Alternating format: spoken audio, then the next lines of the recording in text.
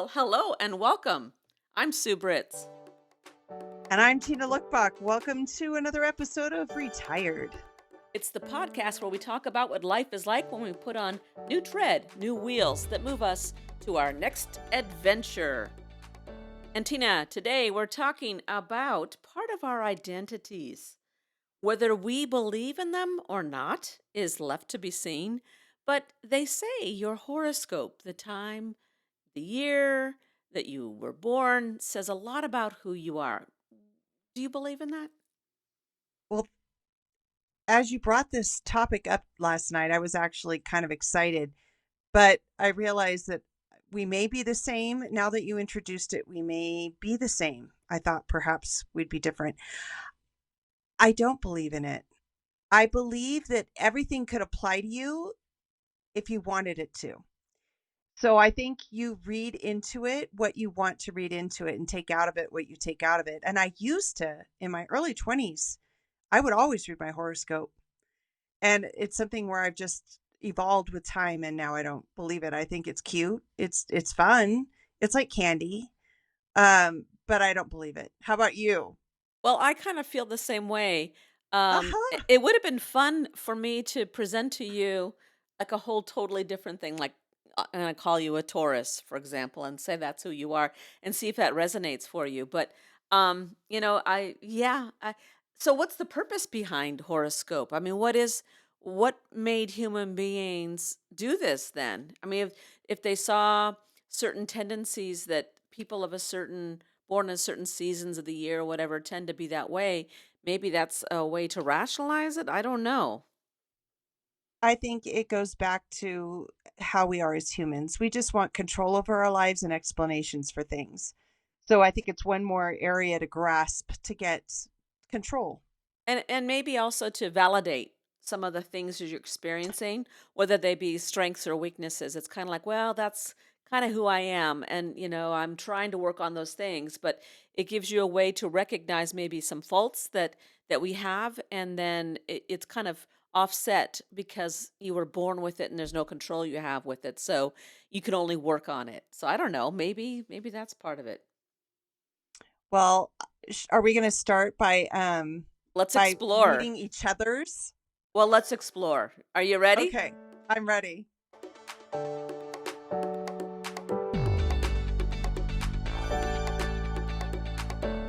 So, Tina, you know that you're a Scorpio, right? I do.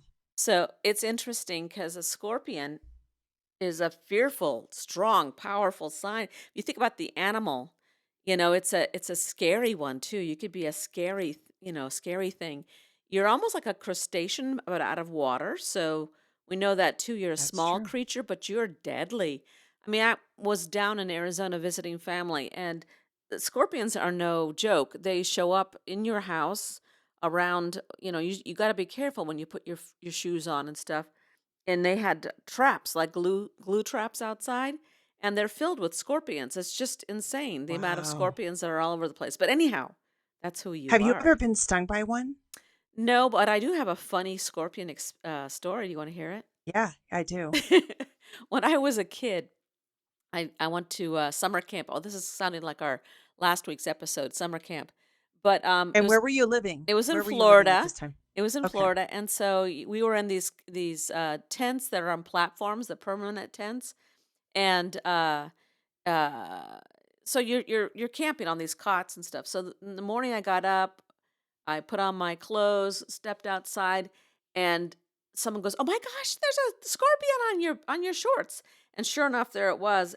I ripped my shorts off and threw them. I didn't want to. I didn't. I resisted swiping it away, which would be your normal reaction. But I just ripped my shorts off. I thought it was kind of funny because I'm Yes, a very uh private. private person, but it's a Girl Scout camp, so it's at least there weren't boys around or whatever. But it was that was my experience with scorpions. Then I learned after that you need to check everything before. And then you have to learn a lot of things like that when Wow, you live in even in Florida. Florida. Well, in Florida, you got to I learn a lot of things like with water moccasins and Yeah, alligators and those things, but I yeah, and did not coral I just snakes. associate desert with a scorpion. Yeah, yeah. So, And tropical, like you feared your life with the yeah, alligator. yeah, Crocodile? Alligator. alligator, Florida. What are you doing Yeah. with your phone?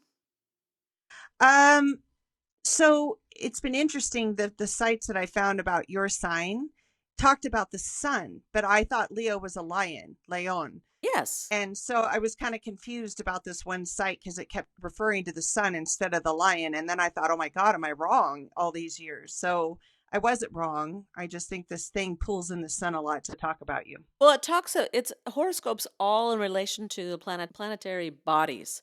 And so, True. you're looking at sun, moon, Venus, stars, and all the different changes of the universe.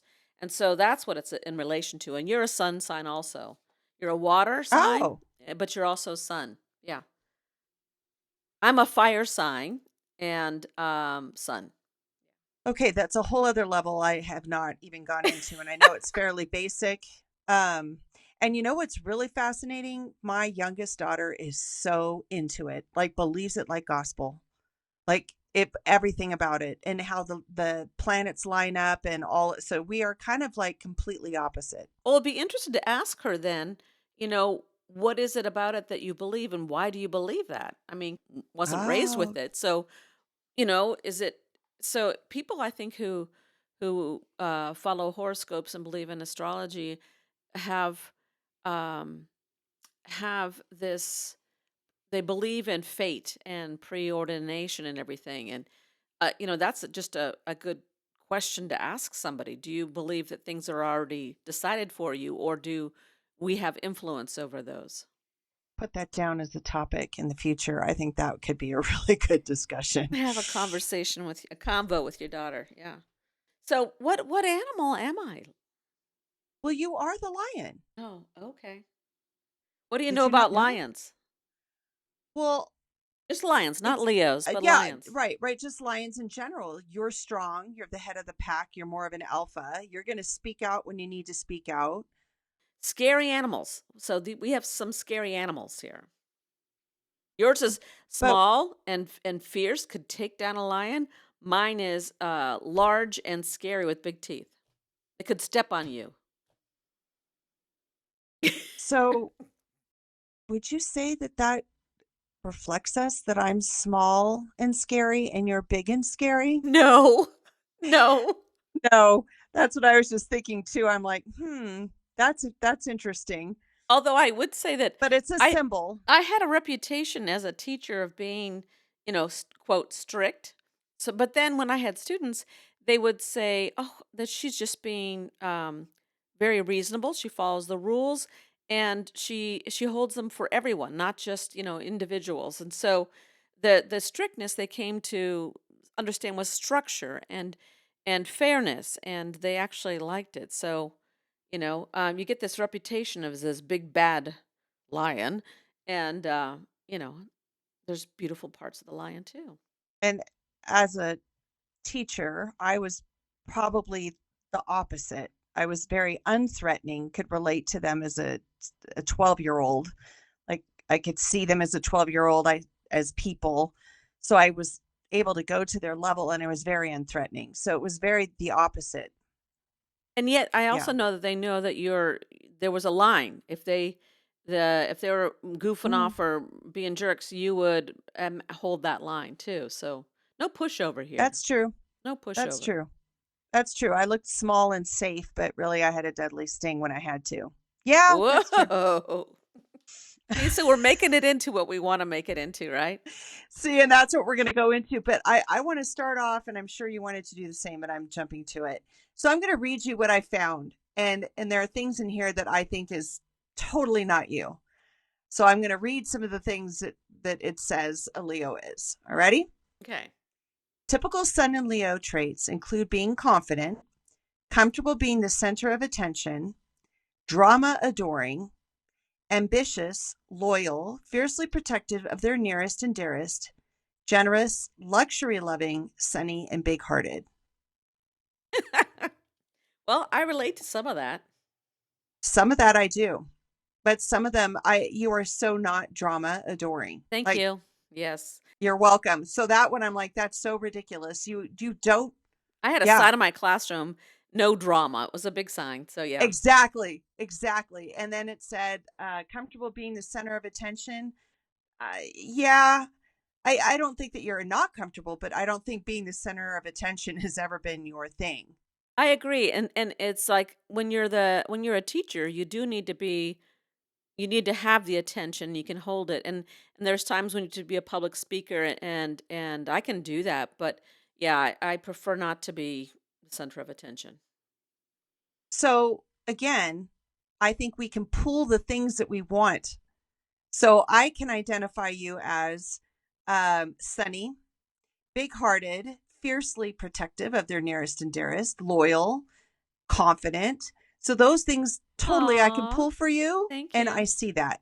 But again, it's like, so when you go to read mine, there are some that I'm not going to want to identify with. Maybe they really are me, but I don't want to identify with them. Okay, so So, here you go. Here's okay. yours. Passionate, independent, and unafraid to blaze their own trail, no matter what others think. Loves debates, aren't afraid of controversy, won't back down. Um, Hates people that aren't genuine, aren't authentic. Uh, you're loyal, loving, passionate, 100%, 110% enthusiasm, loyal friend, dedicated employee, could be your worst enemy, cautious at first, and may set up a series of tests for potential, friendship or partnership. Love harder, fight harder than any other sign, wants their partner to be absolutely honest, has a magnetic Whoa. aura, dedicated, resourceful, mysterious, tough to deceive, and unafraid. I would say, wow, I'm shocked. I think I need to find your site. What site is that? Because I would say 90% of that is actually true. I think the confrontation is kind of my last. I will try everything to avoid a confrontation, Yeah, like everything. me So too. that would be the most untruthful thing. But the rest, I would say blazing a trail and doing it different and being independent, I think is 100% a fact. This one also says that your love language is touch and quality time. And the only way to end a relationship is to burn it down. It's relating back to some of our previous conversations, huh? That's funny. Your love What are the match. 5 love languages again? I We've don't know. got gifts of time, gifts of gifts, like a real gift. It is touch. Oh, what are they? It's interesting. They say that your romantic match would be with an Aries,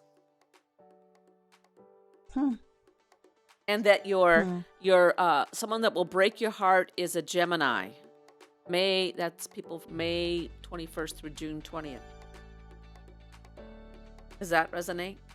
Not at all. Okay.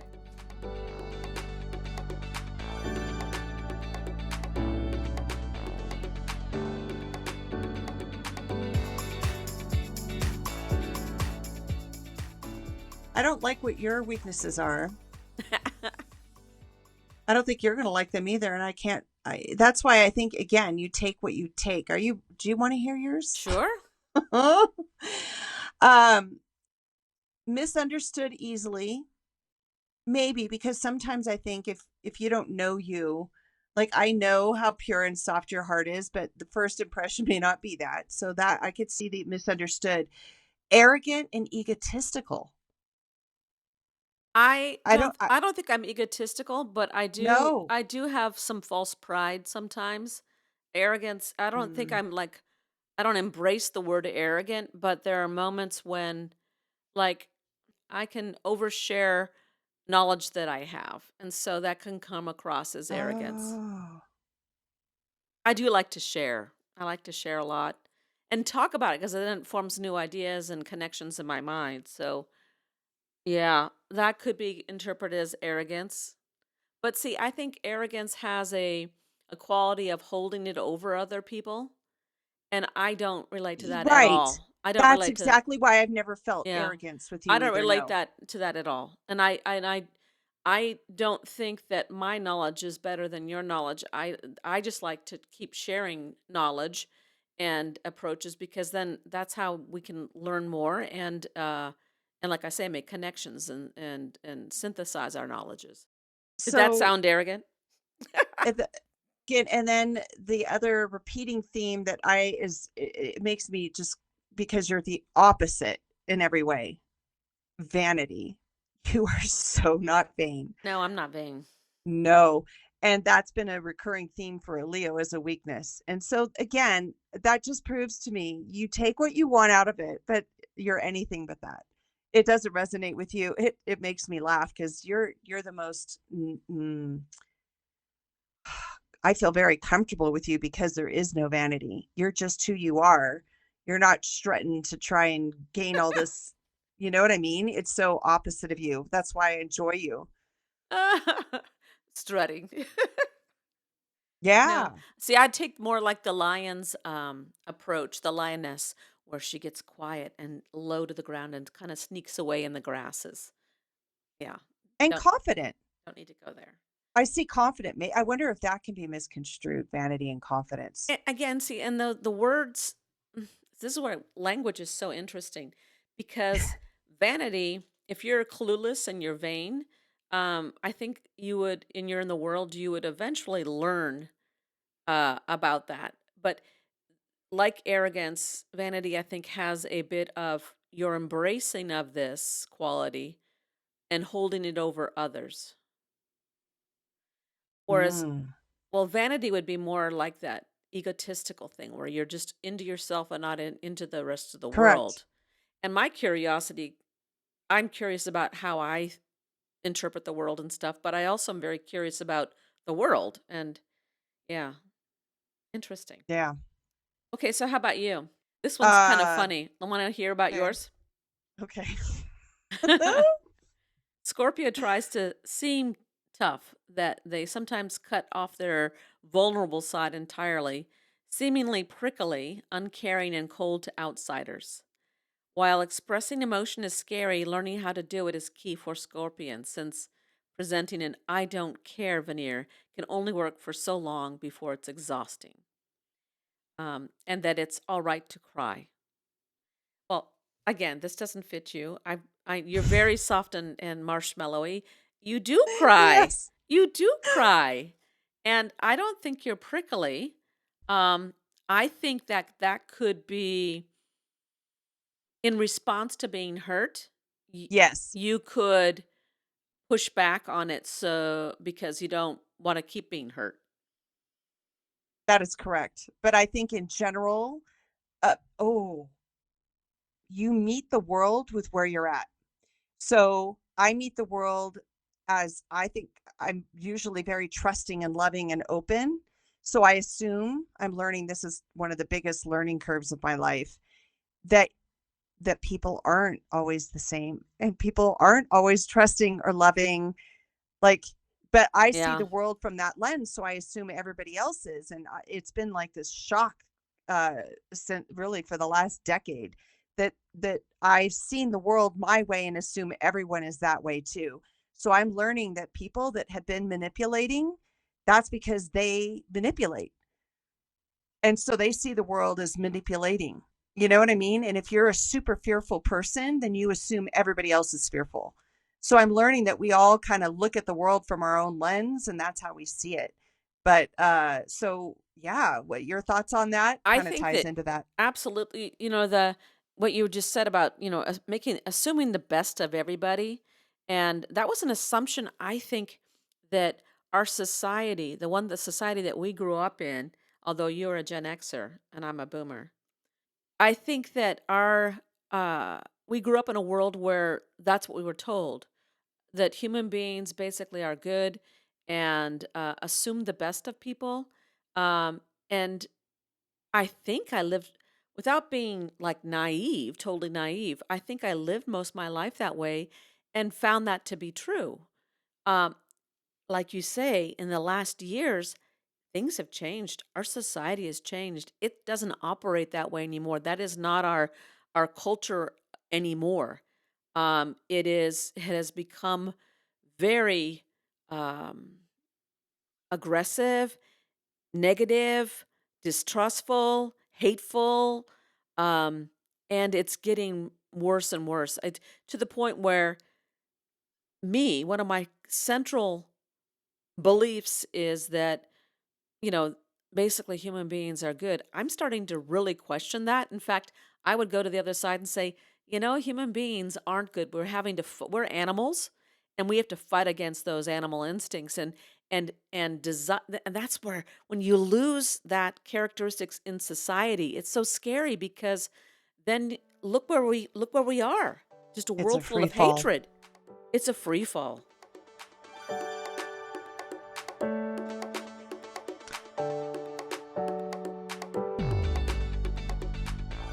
Okay, that was a little negative, don't you think? Or realistic. Was it realistic? My brain is in different compartments, and you brought up a lot of things, and I'm holding space. And, this, I'm not good at the names of the generations, but what are they right now? What are all the youngies and 20s? What are they? Like right now? I don't know.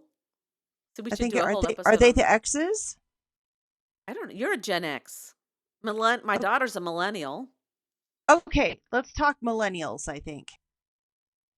Millennials. Like, Okay. so I just want to say, I've learned a lot that this young generation in their 20s, if they're millennials, I think that's right. No, there's something else. They're Gen Y And or Gen back, what? I don't know what they are. okay, Millennials are 81 through 96. Generation Z is 97 through 12. 97 through 2012 Yeah, is which one? Gen Z. Oh, wow. Okay, good God. And then there's Generation Alpha, that's 2013 to 2025. That's the one we're in now. So your kids are Gen Z. Yes. So I guess it's the Generation Z of the 20-year-olds. And I went skiing this year by myself. And I've been hearing a lot about how this age group is so selfish and self-centered. And and I've really actually seen something different where I've seen the most open, least close-minded, and this is after having done my little stint in high school. I just see a more openness to diversity than I've ever seen before. And then I was shocked. So here I am, and I crash right as I'm getting into the ski line. And I couldn't get up. I'm stuck. I'm feeling really stupid. I've fallen and I can't get up. Exactly. And here comes this, young, strapping, young in his 20s, and he's like, "Can I help you, ma'am?" Just so nice. And then later on that day, I ended up stuck on a chairlift. I hate being with people I don't know. And here I was, like, between two boys who were also young and so sweet and talkative. And this whole day, I had nothing but young gentlemen in their 20s who were nothing but kind and polite and anything but selfish. They felt warm and helpful. And I thought, I just came off that day like with a renewed hope of the young generation, like they're going to save us all.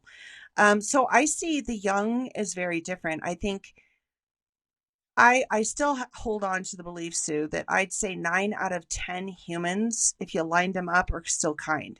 We have our 10%, and it only takes the 10% who are serial killers or mass manipulators, the people that will sell you anything, no matter how bad it is, because they're going to do it. So I still hold off that we have 10% bad and 90% good. That's my theory. Okay, I'll try to hold on to that. Mhm. Because that was a core belief forever. And it's not hard to go back there. But yeah, let's just hold on Think to the about, positive. hold on. Let's take it to this point too. In a classroom, year in, year out of 30 kids, usually you had 3 that were the most challenging. It was sometimes you had like more, you had 20%, let's say, and had 6 kids that were very challenging. But by and large, I'd say about 3 is typical out of 30. And in which case, that proves my 10% rule. And by looking at them that way, that's how we got through it. Because you really, I don't know about you, but I would always tap into the fact that to look for their goodness, that every person, even the ones that are really awful, have goodness. We just have to find it, and some are harder to dig to get to than others.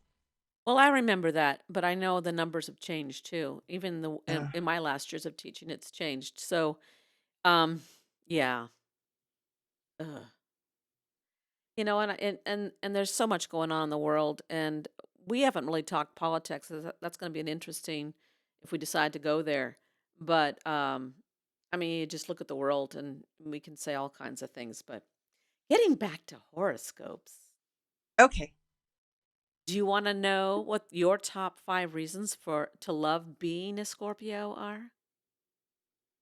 Here's the why you top 5 reasons yes, to love. This Tina. is why I love people. This is why you should love being a Scorpio. Okay, are you ready? Okay, This is for you and to embrace your Scorpio.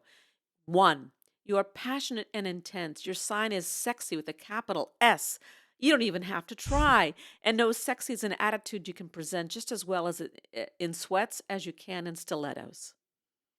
2, you know what you want and go after it, no questions asked. 3, you don't get intimidated easily and stand up for injustice when you see it.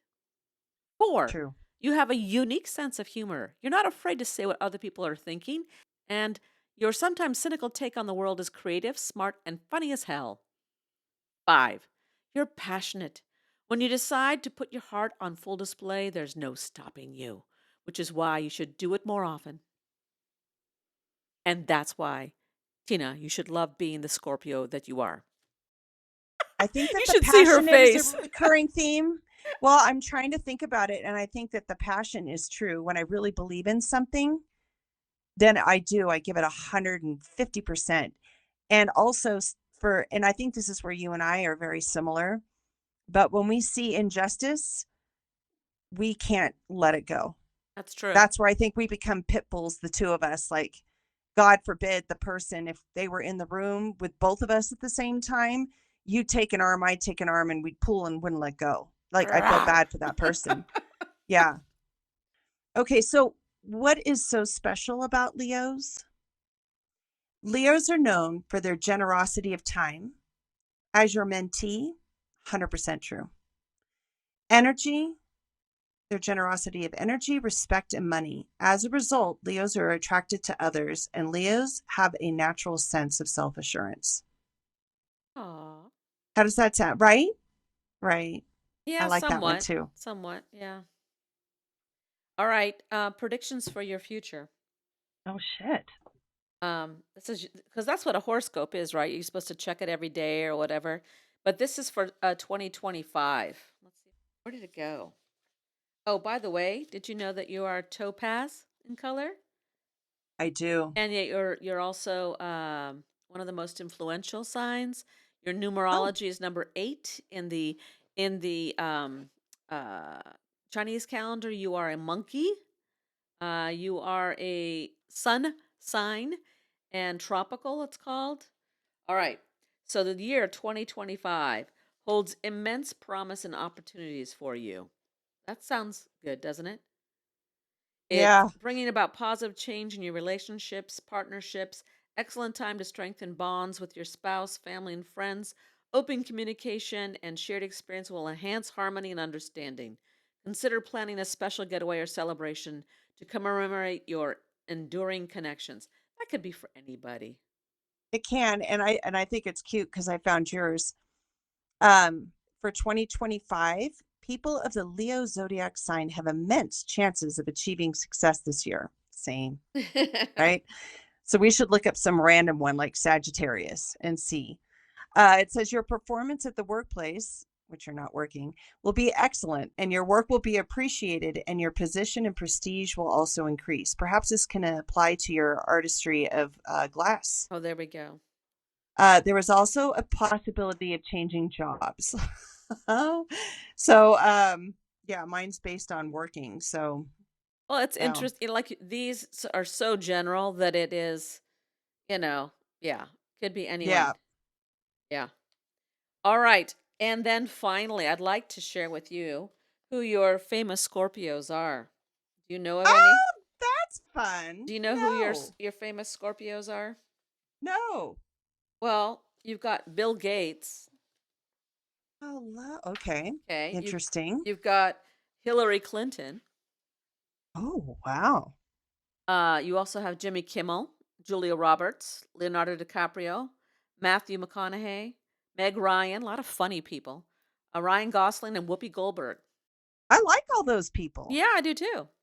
for all different reasons. Yeah. There's a lot of humor in a lot of these people, except Bill I Gates. Bill don't Gates has never been a uh, very humorous person. um so here are some of yours.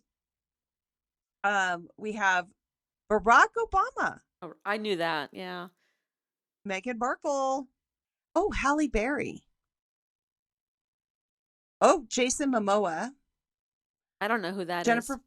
Oh, he did the Aquaman. Okay. And he was also like the handsome guy in the King of Thrones that was married to the Daenerys, the blonde, Okay. the dragon girl.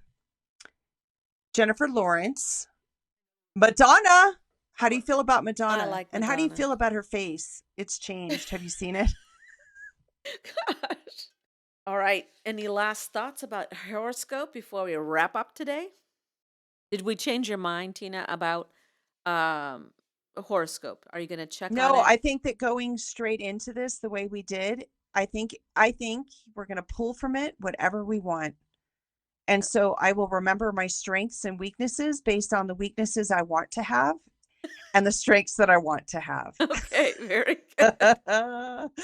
And positive messages along the way, messages even that maybe remind us to check ourselves in our Mm. limitations that we have as humans. Always good to pay attention to.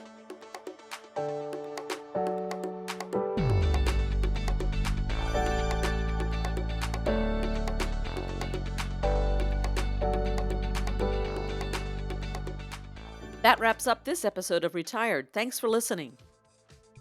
Join us next week on our next adventure in retirement. Until then, please feel free to lend your feedback or ask questions by emailing us at retiredpodcastnewtread@gmail.com. You're invited to follow us on Facebook at Retired Podcast New Tread. Check the show notes for links and contact information. Retired is co-hosted by Sue Britz and Tina Lokkbakk. It is produced, directed, and edited by me, Sue Britz. Music and graphics are by me too. Please click to subscribe so that you won't miss your chance to join Join our our retired retired road trip.